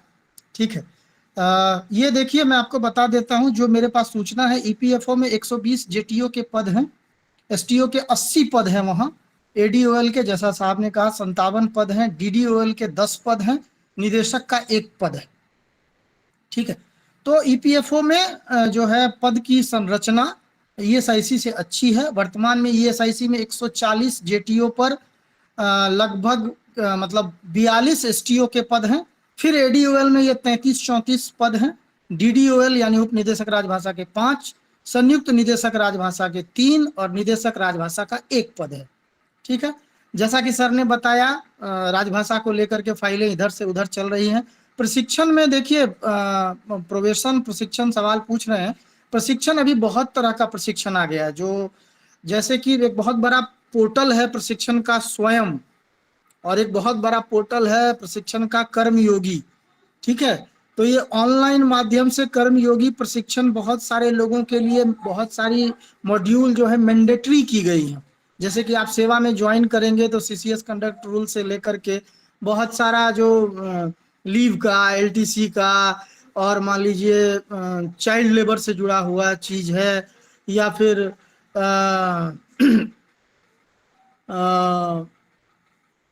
और भी जो प्रशिक्षण है, बहुत सारे डिजिटल प्रशिक्षण भी हैं। जैसे डिजिटल रूप से आप अपने आप को कैसे सुरक्षित करेंगे, ये सब मॉड्यूल ऑलरेडी एक्टिव हैं। आप कर्मयोगी पोर्टल पर जब जाएंगे, सेवा में ज्वाइन कर लेंगे, और gov.in या जो भी है EPFO.gov.in से जब आपको ईमेल पता मिलेगा, तो उसमें आप कर्मयोगी पोर्टल पर जाएंगे। वो इक्विवेलेंट है वो। तो प्रशिक्षण के लिए जो आप सोच रहे हैं, तो वो प्रशिक्षण आपको राजभाषा विभाग जो 21 दिन का अनुवाद वाला प्रशिक्षण है वो मिलेगा। विभाग 10-15 दिन का प्रशिक्षण देगा। बाद बाकी आपको प्रोबेशन से पहले ये सब मैंडेटरी शेड्यूल के रूप में दे दिया जाएगा। उन मॉड्यूल के साथ प्लस पॉइंट ये है कि उन मॉड्यूल के खत्म होने पर क्वेश्चन भी 10 पूछे जाते हैं, उससे आपकी ग्रेडिंग भी होती है। तो उसके माध्यम से आपको प्रशिक्षण दिया जाएगा। ऐसा जो सोच रहे हैं कि कोई प्रशिक्षण संस्थान में हमको साल भर का प्रशिक्षण मिलेगा, उसके बाद हम अनुवाद करेंगे, वो नहीं होने जा रहा है। मतलब मैं बहुत नहीं जानता हूँ, लेकिन जो जानता हूँ वही आपसे साझा कर रहा हूँ। और हमारी जो बातचीत हो रही है वो अनौपचारिक हो रही है। मैं ये बता दूं आपको, आप बाहर किसी को कोट करेंगे कि नहीं वो तो ऐसा बोल रहे थे, कोट करने की के पद में हम नहीं है। ये हम मित्रवत और क्या कहें, राजभाषा के कार्यान्वयन के लिए जो हमारा जो हृदय का स्नेह है, भाव है, उस भाव से हम इस पटल पर आए हैं कि जो नए बच्चे हैं उनको थोड़ा सा मार्गदर्शन दें। देखिए, प्लेस ऑफ पोस्टिंग बहुत ही संजीदा विषय है। हमारे विभाग ने नोटिफिकेशन पहले जारी किया था, मैं आपको बता दूं। हमारे बाद पीएफ का नोटिफिकेशन आया है, लेकिन पीएफ चूंकि पैसा वाला विभाग है, सीधा कहते हैं पैसा वाला विभाग है, वो देश के दुनिया के टॉप 5 जो गवर्नमेंट एजेंसी है जिसके पास पैसा ज्यादा है, तो लक्ष्मी उनके पास है। तो जिनके हाथ में लक्ष्मी निवास करती है तो कोई बात ही नहीं है। तो और पद की संरचना भी उनकी अभी अच्छी है। हाँ, और जैसा कि भाई साहब ने कहा कि लोग खाली होंगे, तो आप निसंदेह किसी एक आम मजदूर को भी पूछेंगे कि पीएफ में जाए कि ईएसआई में, तो फटाक से बोल देगा पीएफ आपको। ठीक है, तो अब उसके बाद कुछ और चीजें अलग हैं, कार्यान्वयन वगैरह, वो आप वहां जाएं, आप बाद में कोई आपका दोस्त ईएसआई में आए, अब यहाँ कार्यान्वयन देखे बोले यहाँ तो बहुत बढ़िया है, यहाँ तो वो सर है वो सर है, ऐसे कार्यान्वयन है, ये सारी चीजें मॉड्यूल में है, मॉड्यूल दुभाषी है, और यहाँ तो सब कुछ नियम से हो रहा है। कार्यान्वयन के बारे में मैं बात नहीं कर रहा हूँ, आगे नौकरी के लाइफ के बारे में बात नहीं कर रहा हूँ, मैं कर रहा हूँ कि विभाग का जो आउटलुक है, ठीक है, आउटलुक के हिसाब से ईपीएफओ जो है आगे है, इसमें कोई दो मत दो राय नहीं। ठीक है, तो आप लोग इस चीज को देखें। ईएसआईसी की भी संरचना मैंने आपको बता दी है। और प्रशिक्षण के बारे में जो सवाल पूछा था वो भी बता दिया। देखिए, प्लेस ऑफ पोस्टिंग जो है ना, एक संजीदा विषय होता है और ये प्रशासन का गोपनीय विषय होता है, तो ये कोई किसी को बताता नहीं है। ये जब आपके पास हाथ में पेपर आते हैं तो आप विचार करते हैं। यदि आपको मन माफिक प्लेस ऑफ पोस्टिंग मिल जाती है तो अच्छी बात है, नहीं मिलती है तो थोड़ा धैर्य धरना पड़ेगा, थोड़ा उसको इंतजार करना पड़ेगा, देखना होगा ईएसआईसी आपकी कहाँ पोस्टिंग देती है, ऐसा ही हो सकता है। और कोई दूसरा रास्ता नहीं है कि मान लीजिए हम अपना पोस्टिंग करवा लें, क्योंकि देखिए सब भाई बहन ही है यहाँ, सब लोग साथ भाई बहन बन के तैयारी किए हैं, और सब लोग जो है एकजुट होकर के रहिए। मैं बार बार कह रहा हूँ, सब लोग एकजुट होकर रहिए, पीएफ में रहिए, ईएसआईसी में रहिए, एकजुट होकर रहिए, कार्यान्वयन में एक दूसरे का हाथ बटाइए। अनुदित सामग्री की कुछ फाइलें मैं भी रेडी कर रहा हूँ, अभिषेक जी भी अपने पास कुछ रखे हुए हैं, सब मिला करके वार्षिक कार्यक्रम जांच बिंदु कैसे जारी करते हैं, वार्षिक कार्यक्रम कैसे जारी करते हैं, तो स्थानांतरण तैनाती के आदेशों का मॉड्यूल क्या है, और जो प्रशिक्षण का ज्ञापन है वो क्या है, विभागीय राजभाषा कार्यान्वयन समिति की बैठक का कार्यसूची कैसा होता है, कार्यवृत्त कैसा होता है, सदस्यों का जो उसमें नॉमिनेशन होता है वो कैसे होता है, ये सारी चीजें आप लोगों को दे दी जाएंगी। आप ज्वाइन कीजिए, आपको पहले से ही बैकग्राउंड बहुत मजबूत है, खोइचा छोड़ा करके जिसको बोलते हैं ना, खोइचा छोड़ा करके अभिषेक जी आपको नियम अधिनियम सब पढ़ाए हैं, तो इसका बहुत लाभ मिलेगा आप लोगों को। कोई प्लेस ऑफ पोस्टिंग जो है कुछ नसीब का भी खेल होता है, किसी के कुंडली में लिखा है कि समुद्र के किनारे नौकरी करनी है तो कुछ किया नहीं जा सकता है। ठीक है, अब किसी को लगा है कि नहीं उसको बर्फ का ठंडा हवा खाना है, तो ये आप अपना अपना जो है वो वाली बात है, समझे। जैसे हमारे झांसी समुद्र की हवा खा के खारे हो गए। नहीं, देखिए अच्छा है, मैंने हिंदीतर भाषी प्रदेश में काम किया और मैं बहुत संतुष्ट हूँ काम करके। शुरुआत में थोड़ी असुविधाएं हुई, लेकिन उसके बाद जो सम्मान, जो प्रतिष्ठा और जो लोगों का स्नेह मिला, मैंने कहा कि विशाखापट्टनम में तो मेरा घर नहीं है, तो बोले यहाँ तो दिलों में आपका घर है महाराज, कितना घर चाहिए आपको। तो ये वहाँ के लोगों का मतलब की प्रतिक्रिया मिली। आज भी मैं जुड़ा हूँ, कल भी उन लोगों से बात हुई थी, तो ये बाद की बात है। हाँ, कि मतलब पोस्टिंग मिल गया, आप कपार पीट रहे हैं, पोस्टिंग ही नहीं, आप अपना तैयारी करते रहिए ना, पढ़ते रहिए, तैयारी करते रहिए, आगे बढ़ने के लिए अपना ललक बनाए रखिए, जुड़े रहिए। डेपुटेशन पीएफ में अच्छा है, डेपुटेशन का मार्ग प्रशस्त किया हुआ है, पदोन्नति के रास्ते हैं, और जो है अच्छी सिचुएशन है। कोई मैं चिंता कुछ ऐसा नहीं देख रहा हूँ जिस चिंता को आप प्रोजेक्ट करना चाह रहे हैं। अरे भाई हमको नौकरी नहीं था, हमको नौकरी हुआ, जाओ चुपचाप नौकरी करो। उनमें सोम मंगल बुध बृहस्पति नहीं देखा जाता है। पंडित जी के पास जाइएगा दिन दिखाने तो बोलेंगे सरकारी नौकरी में दिन नहीं देखा जाता, बुआ कागज मिला ना, अब जाके ज्वाइन करो। ठीक है, तो ये वाली बात होती है। ठीक है, अब आप हाँ बोलिए। मैं तो इन सभी को 3 वर्षों के बाद सहायक निदेशक राजभाषा के रूप में देख रहा हूँ जी। मैं तो देख रहा हूँ, अब ये लोग, इन लोगों का पता नहीं मुझे, पर मैं तो देख रहा हूँ। नहीं, ठीक है, एकदम अच्छी बात है। 4200 ग्रेड पे में एज पर रूल। ठीक है, हम प्रश्न ले लेंगे सर, आप अपना आगे बढ़िए, हम प्रश्न ले लेंगे। हम क्या कह रहे थे महाराज? म्यूट है, आप म्यूट है, अपने आप को अनम्यूट कीजिए। जेटीओ 4200 ग्रेड पे और असिस्टेंट मतलब हाँ देखिए 4200 ग्रेड पे में 8 साल नौकरी करने के बाद आपकी पात्रता 5400 की होती है, ये नियम है। ठीक है, नियम भी आप जान लीजिए। हम आपको कल्पना के कल्पना का कि पंछी कितना भी उड़े उसके पैर जमीन पर होने चाहिए। ठीक है, मैं बहुत आप लोगों का ये करता हूँ, कनिष्ठ है, वरिष्ठ बनेंगे, सहायक निदेशक राजभाषा बनेंगे। रिलैक्सेशन वाली जो बात हुई है वो भविष्य की बात है। और पीएफ में पहली बार व्यवस्थित रूप से अनुवाद अधिकारियों की मैं समझता हूँ 2 दशक के बाद भर्ती हो रही है, ये भी मैं आपको बता देता हूँ। तो ये एक बहुत बड़ी बात है। तो इसलिए कार्यान्वयन के लिए आपको वरिष्ठ अधिकारियों का हमारा जो ये पटल है उस पटल का और अनुभवी गुणीजनों का जो है साथ जरूरी होगा। ठीक है, हाँ, ये कार्यान्वयन में है। और पीएफ के पास ऑप्शन ज्यादा है, उसके बहुत सारे रीजनल ऑफिस हो गए हैं, तो वहां पर आपको तैनाती के अभी मिलेंगे। हमारे विभाग में स्ट्रक्चरिंग होने जा रही है। देखिए मेरे विभाग में बहुत खराब स्थिति नहीं है, मेरे विभाग में भी संभावनाएं बहुत अच्छे आगे बन रही है। अस्पतालों में पद बन रहे हैं, चिकित्सा महाविद्यालयों में पद बन रहे हैं। तो उसमें थोड़ा सा मतलब साल 1.5 साल या साल 6 महीना का समय है, बहुत कुछ हो चुका है। ठीक है, बहुत कुछ जो है गोपनीय भी है। तो मतलब स्थितियां सकारात्मक दिशा में बढ़ रही हैं। हमारे यहाँ वरिष्ठ अनुवाद अधिकारी के पद इसलिए नहीं बने हैं, उसका कारण राजभाषा विभाग का मानक ही है, ये भी मैं बता देता हूँ। राजभाषा विभाग का मानक कहता है क क्षेत्र में जो है वरिष्ठ अनुवाद अधिकारी का पद सृजन का मापदंड बहुत ऊंचा है। ख और ग में ही वरिष्ठ के पद सृजित होते हैं, ये 75 वाला और उसके बाद 75 से अधिक होने पर और फिर 100 अधिक होने पर। ये नियम वरिष्ठ अनुवाद अधिकारी के पद सृजन का नियम क क्षेत्र पर लागू नहीं होता है। ठीक है, तो ये राजभाषा विभाग के जो मानक है उसकी मैं बात कर रहा हूँ।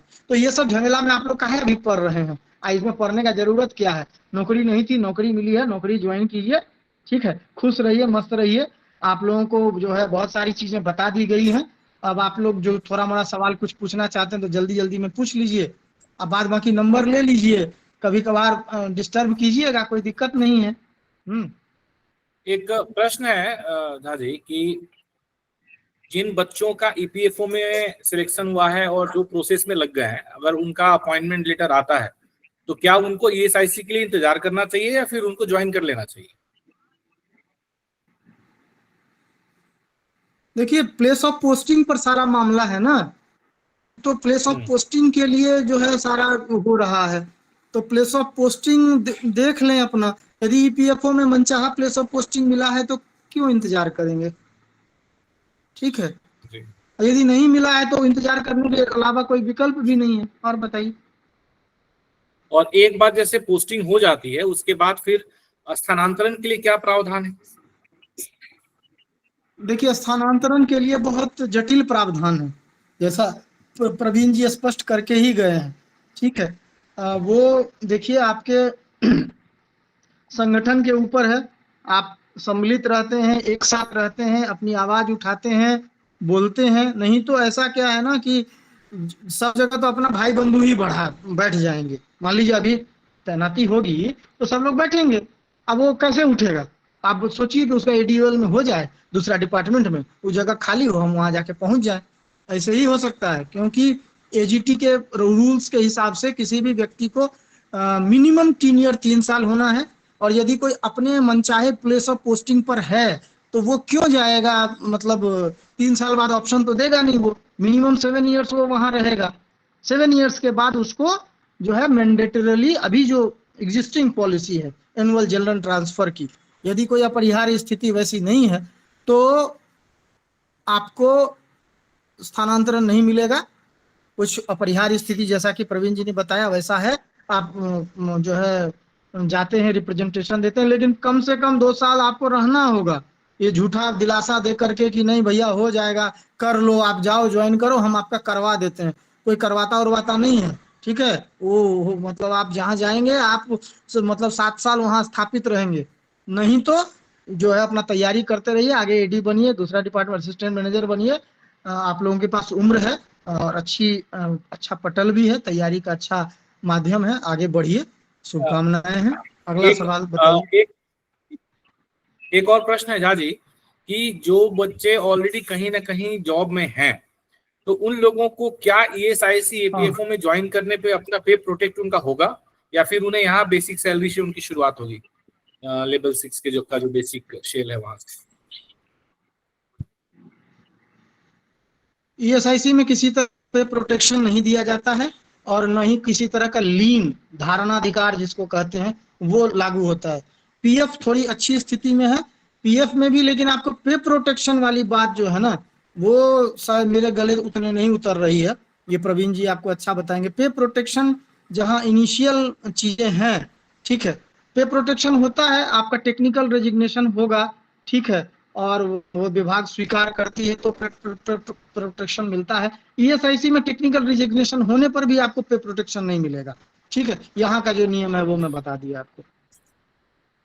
मतलब 35,600 रुपये के बेसिक से शुरुआत होगा। हाँ, 35,400 कि 35,600 है, 35,400 से शुरुआत होगी आपकी। जो भी 35,400 35,600 किसी हाँ, एक का प्रश्न था, तो 35,600 रुपये आपको बेसिक सैलरी मिलेगी। 53% केंद्र सरकार का डीए है, आपको वो मिलेगा। जिस शहर में आप रहेंगे ए क्लास, बी क्लास, सी क्लास के हिसाब से आपको एचआरए मिलेगा, और साथ में आपको मिलेगा ट्रांसपोर्टेशन अलावेंस, जो भी जिस शहर में आप रह रहे हैं उसी हिसाब से। इसके अतिरिक्त और कोई अलग अदर पर्क्स तो नहीं है, होते हैं ईएसआईसी ईपीएफओ में? यही चीजें हैं 4? नहीं, ये तो यही है। कार्य दिवस, बढ़िया सवाल सब पूछ रहे हैं आप लोग, बाप रे बाप, बढ़िया सवाल है। अच्छा, कार्य दिवस का ये है, यदि आपकी तैनाती क्षेत्रीय कार्यालय, उप क्षेत्रीय कार्यालय में होती है ईएसआईसी में, एफसीआई में तो फुल सर मैं अभी एक मिनट, अभी यदि आप क्षेत्रीय कार्यालय में हैं, उप क्षेत्रीय कार्यालय में है, तो आपको शनिवार रविवार की छुट्टी मिलेगी। वहां पर 5 कार्य दिवस होते हैं। लेकिन यदि आपकी तैनाती ईएसआईसी में किसी अस्पताल में होती है या किसी चिकित्सा महाविद्यालय में आपकी तैनाती होती है, तो वहां आपको जो है 5.5 दिन काम करना होगा, मतलब शनिवार भी टाइम काम करना होगा। लेकिन वो दोनों मिलाकर के 40 घंटे ही होते हैं। हाँ, थोड़ा सा ये रहता है, यहाँ शनिवार की छुट्टी रहती है तो थोड़ा सा लोक लुभावन टाइप का रहता है, ठीक है। ये अगला सवाल है, सर मैं एफसीआई में हूँ, क्या मुझे ईपीएफओ या ईएसआईसी ज्वाइन करना चाहिए? हाँ, आपको ज्वाइन करना चाहिए। आप यदि एफसीआई में हैं और मतलब आपको ईएसआईसी ईपीएफओ में, आपको यदि ईपीएफओ में मिलता है, क्योंकि आपके विभाग की जो स्थिति है या जो थोड़ी सी पॉलिसी है या जो चीजें हैं उसके बारे में थोड़ा अप्रत्यक्ष रूप से जानता हूँ, सब कुछ मुझे थोड़ा पता है, आपके विभाग का स्ट्रक्चर भी पता है, विभाग में कुछ मित्र भी हैं। तो आपका कितना साल सर्विस हुआ है? यदि आपका 2-3 साल सर्विस हुआ है, आप टेक्निकल रेजिग्नेशन दे करके अपना जो सर्विस है उसको काउंट करवाते हुए इधर आके ज्वाइन कर लीजिए, ज़्यादा अच्छा रहेगा। तो उससे क्या फ़ायदा होगा आपको, फिर जो अगला फॉर्म वगैरह भरेंगे आप, तो वहाँ जब मांगेगा कि 4 साल का अनुभव चाहिए, 3 साल का, जनरली अभिषेक जी 3 साल के अनुभव को मांगते हैं ना ये लोग ईपीएफओ के लिए। 6 मंथ हुआ है सर, अभी ज्वाइन किए, ठीक है, जाइए आराम से जाइए। हाँ, 3 साल मांगते हैं, तो ये विन विन सिचुएशन में रहेंगे।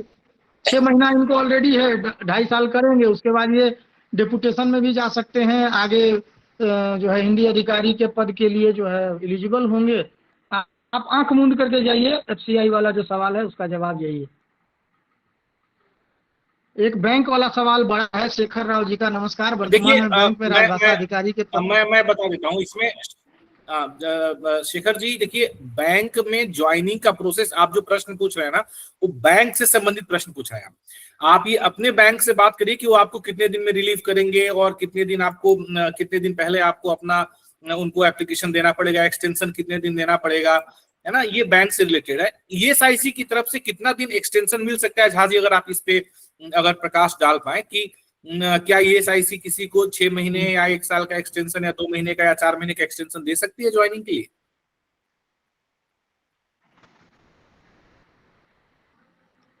शेखर जी को थोड़ा अनम्यूट किया जाए।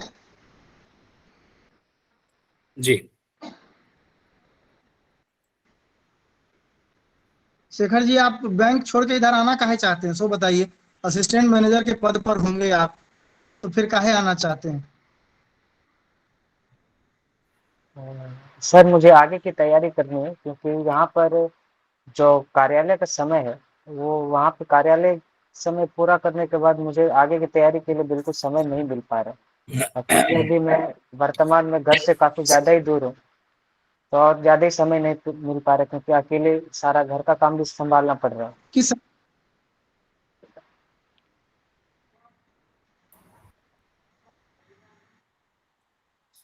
किस राज्य में हैं आप, और किस राज्य का आप के रहने वाले हैं, बताइए थोड़ा। सर मैं कोलकाता का रहने वाला हूँ और वर्तमान में मेरी पोस्टिंग अभी पुणे में हुई है।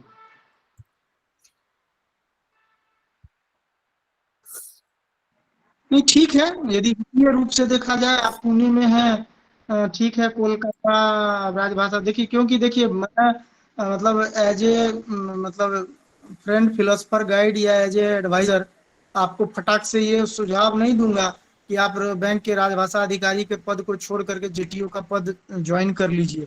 लेकिन यदि आप एमए किए ही हैं, एमफिल तो खत्म हो गया, पीएचडी या जो बात कर रहे हैं पढ़ने वाली बात, वो सब है। क्योंकि देखिए वेतन के हिसाब से आपको नुकसान होगा और अच्छा नुकसान होगा। कार्यालय का समय आप जो कह रहे हैं, हाँ ठीक है, पीएफ में आपको यदि देख लीजिए प्लेस ऑफ पोस्टिंग यदि ठीक है और सब हिसाब किताब ठीक है तो फिर आप ज्वाइन कीजिए। लेकिन बैंक को छोड़ने का मैं मतलब सुझाव, मुझे थोड़ा सा ये लग रहा है कि मैं आपको ऐसा सुझाव कैसे दूं।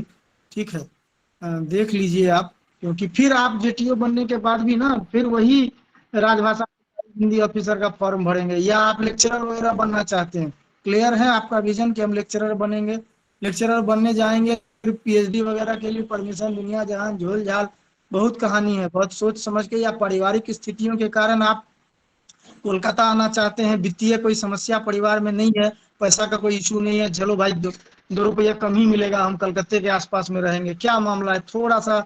हालांकि ये व्यक्तिगत है आपका, आप मुझे व्यक्तिगत रूप से भी कह सकते हैं, लेकिन हल्का फुल्का ही समूह में थोड़ा सा बोलिए, बताइए, तो हम आपको सही सुझाव दे पाएंगे। क्योंकि गलत सुझाव देना मतलब इस जगह पर सही नहीं है। सब लोग आपकी बात सुन रहे हैं, सब लोग आपकी समस्या के साथ अपनी समस्या का ताल में मतलब ताल मिला रहे हैं, देख रहे हैं, तो बताइए। जी सर, ये आर्थिक स्थिति तो इतनी खराब भी नहीं है, अभी नॉर्मल ही है। मैं ये चाहता हूँ कि मेरे पास अभी जो 4-5 साल है, क्योंकि अभी मैं 26 का हूँ, तो मेरे पास 4 साल है एग्जाम में अपियर होने का। तो मैं चाहता हूँ कि मैं अपने, मेरा जो मेन गोल है वो आरबीआई से भी नाबार्ड या पब्लिक सेक्टर जो है पीएसयू है, उसमें उसकी तैयारी करने की है। तो बैंक में मुझे वो समय नहीं मिल पा रहा है, इसलिए मैं चाहता हूँ कि जेपीओ ज्वाइन करूँ। विभाग में आने के बाद यदि आपके आवेदन को अग्रसारित नहीं किया जाता है तो आप क्या करेंगे?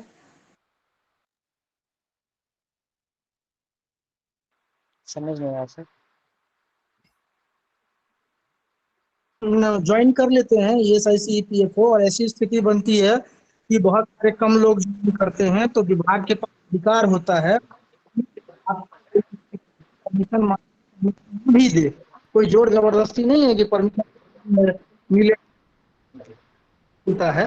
तो ऐसे में आप ऐसे में आपको गलत डिसीजन ले लिए, क्या आप इस आने वाली समस्या के लिए मानसिक रूप से तैयार हैं? देखिए मैं मित्रवत बोल रहा हूँ, अभी ये मत सोचिएगा कि ये मैं एकदम अनौपचारिक बातचीत कर रहा हूँ।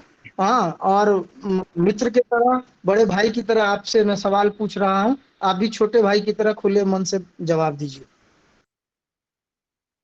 क्षमा चाहते हो सर, आपकी आवाज बीच में कट गई थी तो मैं समझ नहीं पाया। अभिषेक जी थोड़ा बताइए इनको। जी झा आप झा जी, मेरा जहाँ तक जी मानना है, मैं जी जी हाँ जी जी संतोष। हाँ, मेरा जहाँ तक मानना है ना, ये बिल्कुल व्यक्तिगत निर्णय है और हम जो है हमें इनके प्रो कॉन्स बता सकते हैं, बाकी निर्णय इनको लेने दीजिए कि ये क्या चाहते हैं। मेरा मानना ये है। नहीं नहीं, ठीक लेकिन एक ठीक चीज है मैं पर एक प्रश्न एक जो, चीज मैं हाँ एक प्रश्न जो झा जी का था वो ये था कि अगर मान लीजिए कि आप ज्वाइन कर लेते हैं डिपार्टमेंट और डिपार्टमेंट आपको परमिशन नहीं देता है, आगे फॉर्म आपका फॉरवर्ड नहीं किया जाता है, आपको आगे एग्जाम में या पीएचडी के लिए परमिशन नहीं दिया जाता है, डिपार्टमेंट के जो रूल्स हैं और डिपार्टमेंट के जो कार्य को देखते हुए कि भाई कार्य ज्यादा है तो इस स्थिति में हम आपको नहीं देंगे परमिशन, या ये डिपार्टमेंट का अपना डिस्क्रिप्शन होता है, ये आपका अधिकार नहीं होता है। तो ऐसी स्थिति में फिर तो आपके लिए यह समस्या बिल्कुल जिस उद्देश्य से आप आए वो तो पूरा ही नहीं हो पाएगा। और बैंक के अधिकारी, जो बैंक के राजभाषा अधिकारी होते हैं, वह ग्रुप ए के समकक्ष वह पद होता है, असिस्टेंट मैनेजर राजभाषा का। और जबकि जेटीओ जो होते हैं डिपार्टमेंट्स में, ये ग्रुप बी के पद होते हैं। तो इन चीजों को भी आपको ध्यान में रखना है। जैसे संतोष जी बोल रहे हैं, बिल्कुल सही बोल रहे हैं कि ये आपकी प्राथमिकता के ऊपर निर्भर करता है। आपकी पोस्टिंग का प्रेफरेंस आपको ध्यान में रखना है, आपके फाइनेंशियल प्रेफरेंस आपको ध्यान में रखने हैं। भले हमें लगता है कि ठीक है सर 10,000 रुपये कमी हो जाए तो क्या फर्क पड़ता है, आज हमें लगता है, पर आने वाले समय में वो 10,000 रुपये का मल्टीप्लीकेशन जब होता है तब फिर आपको लगता है कि नहीं, शायद पता नहीं, शायद क्या मैंने गलती कर दिया। तो केवल इसलिए कि यूपीएससी ने आपको चयनित किया है और इसलिए आप इसे ज्वाइन कर लें, ऐसा डिसीजन आपको नहीं लेना है। मूल रूप से अगर मैं कहना चाहूँ झा जी, अगर आप मेरी बात से सहमत हो। नहीं, बिल्कुल बिल्कुल सहमत है, और आनंद जी की बात से भी सहमत हूँ। झा जी, इसमें मैं एक व्यक्ति और ऐड करना चाहूंगा। ये प्रश्न जो है ना, ये काफी ही मतलब डेलिकेटेड है। मतलब इस प्रश्न को हम बहुत गंभीर प्रश्न है। और एक चीज मैं बता दूं कि एक आप बड़े स्तर पर काम करके, मतलब ग्रुप ए के लेवल ऑफिसर कैडर में आप काम करके, और नीचे आप आ करके आप यहाँ पे सुपरवाइजर भी नहीं है। मैं सभी यहाँ पे जितने भी चयनित अधिकारी हैं सबको मैं बता दूं, you are the working hand here. आपको असिस्टेंट नहीं मिलेंगे, आपको क्लर्क नहीं मिलेंगे। आप ये मत सोचिए कि आपके नीचे कोई और काम करने वाला होगा। तो भले आप ग्रुप बी में है, लेकिन you are the working hand, because आप सबसे निचला जो अधिकारी होता है आप ही हैं। तो आप ग्रुप ए में काम करके और उसके बाद फिर ग्रुप बी में या फिर वर्किंग हैंड के रूप में काम कर रहे हैं, तो ये अपने आप में बहुत बड़ा चैलेंज का विषय है। और इसके अलावा 2-3 मुद्दे और मैं बता दूं, जो अभी तक जो प्रश्न चले हैं उसमें छोड़ना और ज्वाइन करना, रीज्वाइन करना, उसके बारे में मैं प्रकाश डालना चाहूंगा कि यदि आप सेंट्रल गवर्नमेंट में हैं, सेंट्रल गवर्नमेंट से सेंट्रल गवर्नमेंट में किसी भी पद पर आप ज्वाइन कर रहे हैं री एग्जाम, ओपन डायरेक्ट एग्जाम के माध्यम से, और आप कंफर्म्ड एम्प्लॉय हैं, तो आपको पे प्रोटेक्शन का प्रावधान है। हमेशा पे प्रोटेक्शन मिलेगा, चाहे इरेस्पेक्टिव ऑफ पोस्ट। आज के डेट में जेटीओ हैं, कल के डेट में एज ए एग्जीक्यूटिव डिपार्टमेंट में अगर जा रहे हैं, एडमिनिस्ट्रेटिव डिपार्टमेंट में अगर जा रहे हैं, तब भी आपको पे प्रोटेक्शन का प्रावधान है। लेकिन वही चीज अगर आप आज के डेट में किसी ऑटोनोमस ऑर्गेनाइजेशन में काम कर रहे हैं, ऑटोनोमस ऑर्गेनाइजेशन से सेंट्रल गवर्नमेंट में आप जा रहे हैं, या ऑटोनोमस टू ऑटोनोमस भी जा रहे हैं, तो पे प्रोटेक्शन का प्रावधान है, लेकिन कंडीशनल है। अगर ऑटोनोमस से पीएसयू से सेंट्रल गवर्नमेंट में आप जा रहे हैं, तो उसके लिए कंडीशन है, ये है कि आपको पे प्रोटेक्शन केवल उसी पद के लिए दिया जाएगा जिस पद के लिए आपका एक्सपीरियंस कंसीडर किया गया है। फॉर एग्जांपल, अगर एडी के पद पर जा रहे हैं, आप जेटीओ हैं ईएसआईसी में, ईपीएफओ में, और आपको एडी के पद के लिए मांगा गया है कि 3 साल आपका अनुभव होना चाहिए, वहां पे एडी पे जा रहे हैं, और इनकेस आपका जो एक्सपीरियंस सर्विस एक्सपीरियंस ज्यादा है और आपकी पेमेंट जो है बेसिक पे ज्यादा है एडी से, तब तो आपको पे प्रोटेक्शन का जरूरत है। अदरवाइज आप ग्रुप बी में अगर जेटीओ से डायरेक्टली अगर आप जा रहे हैं एडी के पद पर, तो पे प्रोटेक्शन की कोई आवश्यकता नहीं है। तो इन सब बातों को जरूर ध्यान रखें आप लोग निर्णय लेते समय। और एक 2-3 और बातें हैं जो मैं बताना चाहूंगा, इसके बाद शायद मैं ग्रुप लीव करूंगा, इसलिए मैं बताना चाहूंगा कि अभी आप लोग का जो एक प्रश्न था ट्रांसफर से रिलेटेड, तो एक जो मुझे जानकारी है वो मैं बता दूं कि ईपीएफओ में एसए सीनियर सेक्रेटरीट असिस्टेंट ऐसा कुछ एक पद है एसए, और उसमें हालांकि अभी 5-6 महीना पहले उस पर ज्वाइनिंग हुई। ऑल ओवर इंडिया 2000 के आसपास पद थे, उसमें 1200 लोग ही ज्वाइन किए हैं और 1800 लगभग लोग ज्वाइन नहीं किए हैं। सोशल सिक्योरिटी असिस्टेंट, बिल्कुल सही जी अश्विनी कुमार जी। तो उसमें 1000 लोग लगभग ज्वाइन नहीं किए हैं, मतलब 60% 60 to 70% लोग ही ज्वाइन किए हैं और 1000 लोग ज्वाइन नहीं किए हैं। क्यों? क्योंकि उनको उनका जो एलोकेशन था, उनका जो एलोकेशन दिया गया था, उनके मन के अनुरूप, उनके रिक्वायरमेंट के अनुरूप नहीं दिया गया था, जिसके वजह से लोगों ने ज्वाइन नहीं किया। तो अभी ये जो है ईपीएफओ के जो हायर लेवल है, वहां पे इस बात की मतलब विचार किया जा रहा है, विचाराधीन है ये मैटर कि रीएलोकेशन करने के लिए, कि उनको रीएलोकेशन किया जाए। इसलिए ये भी एक समस्या है कि अभी अगर आपको जो पोस्टिंग मिल रही है, जो पद सीटी आपको अलॉट किया जा रहा है। तो मैं आप लोग से मेरा सुझाव रहेगा कि अभी आप लोग ये ना देखें कि मैं रहने वाला नॉर्थ का हूँ, रहने वाला यूपी का हूँ और पोस्टिंग मिल रही है विशाखापट्टनम।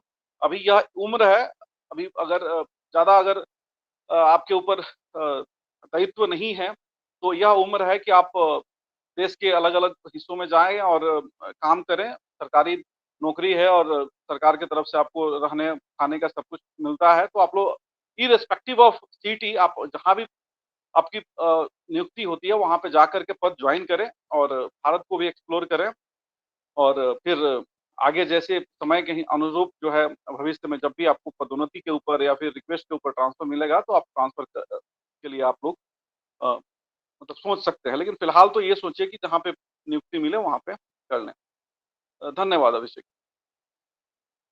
जी, बहुत-बहुत धन्यवाद आपका संतोष जी। बिल्कुल सही है, एक बात संतोष जी ने भी कही और जयप्रकाश झा जी ने भी कही, और ये बात बिल्कुल एक सब्मिशन है कि आप अपनी प्रायोरिटीज जो है उसको पहले डिसाइड कर लें। 3 तरह के साथी हमारे यहाँ पे हैं। एक तो वो जो ऑलरेडी कहीं न कहीं जॉब कर रहे हैं, उनके लिए दुविधा है कि वो ईएसआईसी जॉइन करें या ना करें, उसको छोड़ करके अपने वर्तमान पद को। दूसरा, ईएसआईसी और ईपीएफओ के बीच में जो है वो थोड़े से फंसे हुए हैं कि हम दोनों में से किसको ज्वाइन करें। और तीसरे वे लोग जो दोनों में से किसी एक ही विभाग में चयनित हुए हैं। तो जो किसी एक ही विभाग में चयनित हुए हैं, उनके लिए तो कोई कुछ सोचने की आवश्यकता नहीं, सीधे तौर पे आप ज्वाइन करें और ज्वाइन करने के बाद आप आगे की तैयारी करें। जो लोग इस ईएसआईसी और ईपीएफओ दोनों में चयनित हुए हैं, तो जिसकी प्रक्रिया पहले हो रही है, ईपीएफओ की प्रक्रिया हो रही है, उसको आप कंप्लीट करें। कंप्लीट करके फिर अपनी प्लेस ऑफ पोस्टिंग जो आपको मिल रही है, चूंकि इन्होंने प्रेफरेंस मांगा है, तो उस हिसाब से अगर आपको अपने चॉइस ऑफ पोस्टिंग आपको मिल जा रही है, मतलब थोड़ा बहुत भी कॉम्प्रोमाइज करके, ऐसा नहीं है कि मतलब बिल्कुल अगर मैंने कोलकाता में मतलब वेस्ट बंगाल में कोलकाता मांगा तो कोलकाता ही चाहिए तो मैं ज्वाइन करूंगा, जैसे दुर्गापुर मिल गया, आसनसोल मिल गया, मतलब आसपास में, तो ऐसा थोड़ा बहुत कॉम्प्रोमाइज आप शुरुआत में कर सकते हैं, ऐसी कोई दिक्कत की बात नहीं है। तो आप उसको ज्वाइन कर लें और उसके पश्चात जो है वैसे साथ ही और जो अगर आपका ईएसआईसी में भी चयन हुआ है तो आप अगर ईपीएफओ ज्वाइन कर लेते हैं तो आप उसको फोरगो कर दें। अगर आपको बिल्कुल ही उल्टा पोस्टिंग मिल जाता है और ईएसआईसी फिर भी आपके समक्ष है कि हाँ एक ऑप्शन है मेरे पास में, तो आप थोड़ा इंतजार कर ले, ज्वाइनिंग ना करें। ईएसआईसी का जब आ जाए आपको पोस्टिंग तो फिर उसको देख करके फिर उसके हिसाब से दोनों में जो बेहतर ऑप्शन आपके पास, बेहतर विकल्प है, वहां पे आप ज्वाइन करें। और जो लोग ऑलरेडी कहीं ना कहीं पोस्टेड हैं, जो जॉब ऑलरेडी कहीं ना कहीं कर रहे हैं, तो उन लोगों को आप अपनी प्राथमिकताएं लिख लें कि भाई आपकी प्राथमिकताएं क्या है। आपकी प्राथमिकता प्लेस ऑफ पोस्टिंग है या पद है या आपका जो सैलरी है वह है या फिर वर्क कंडीशंस है वह है।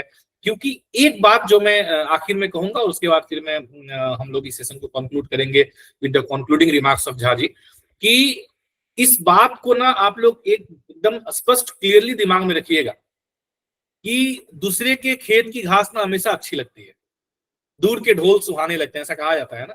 तो अगर केवल इस वजह से आप किसी डिपार्टमेंट को छोड़ना चाहते हैं कि वहां पे सर्विस कंडीशंस थोड़ी मुश्किल है, आपको थोड़े कंस्ट्रेंट हो रहे हैं, काम करने में थोड़ी परेशानी हो रही है, बैंक के साथियों को थोड़ी ज्यादा तकलीफ होती है, आपसे दूसरे काम लिए जाते हैं, या इस तरह की बहुत सारी चीजें हैं, तो देखिए ये समस्याएं जो है ना, ये हर जगह रहेंगी, किसी ना किसी रूप में आपके पास रहेगी। ऐसा नहीं है कि आप आज बैंक को छोड़ करके और ईएसआईसी ज्वाइन कर ले या ईपीएफओ ज्वाइन कर ले तो आपको कोई समस्या नहीं रहेगी।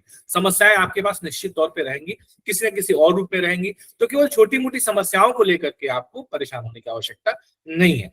अब मैं आखिर में इस सेशन को एक झा जी के कंक्लूडिंग रिमार्क्स के साथ खत्म करना चाहूंगा। जी झा जी, जो कुछ रह गया हो मैं चाहूंगा कि उसके ऊपर प्रकाश डालते हुए हम सेशन को समाप्त करें।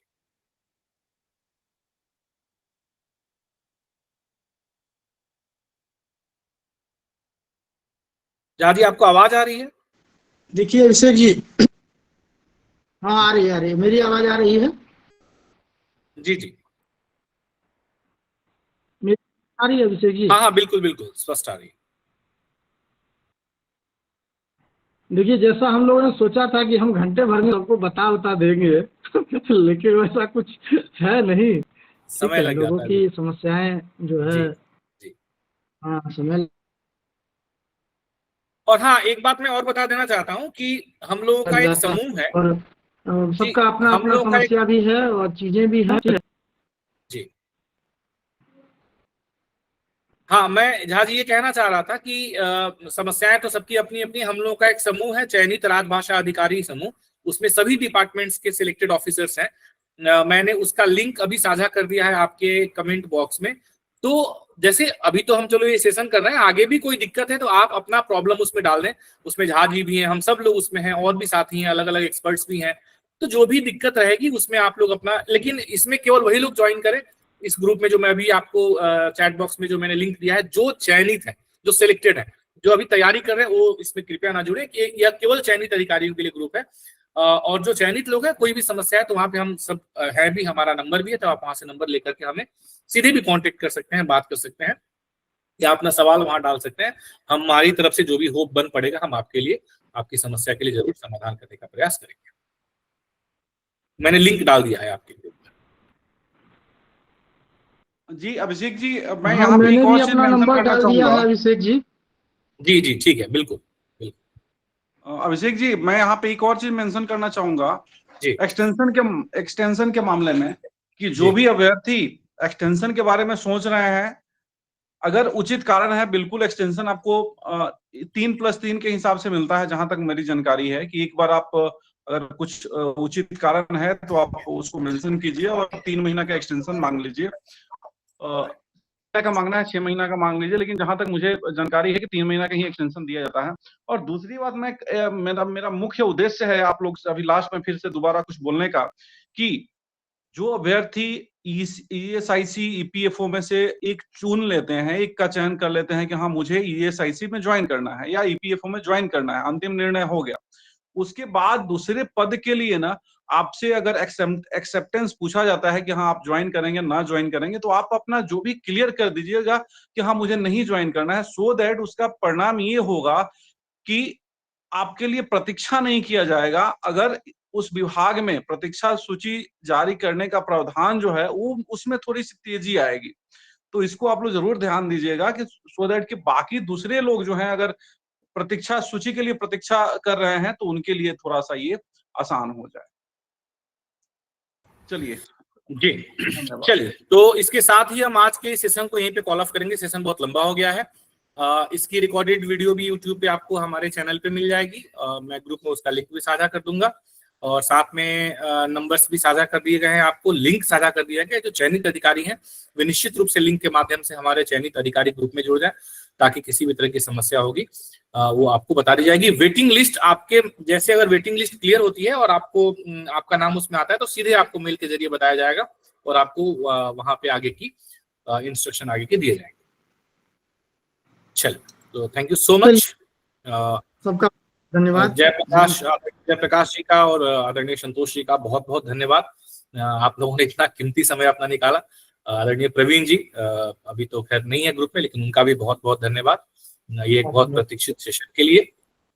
आगे एसएससी के लिए परसों हमारा एक लाइव सेशन है इंग्लिश से रिलेटेड, जो कि बहुत ही इंपॉर्टेंट सेशन है, उसे आप सब लोग अटेंड करें। मॉर्निंग का जो हमारा 7 AM क्लब चल रहा है एसएससी जीएसटी के लिए, उसे निश्चित तौर पे आप सब लोग ज्वाइन करें। जो लोग भी आरएपीसी का हिस्सा है, वह मॉर्निंग का जो 7 बजे का क्लब है उसे निश्चित रूप से आप ज्वाइन करें। इससे काफी लाभ सभी को मिल रहा है। Thank you so much, all the very best. नमस्कार।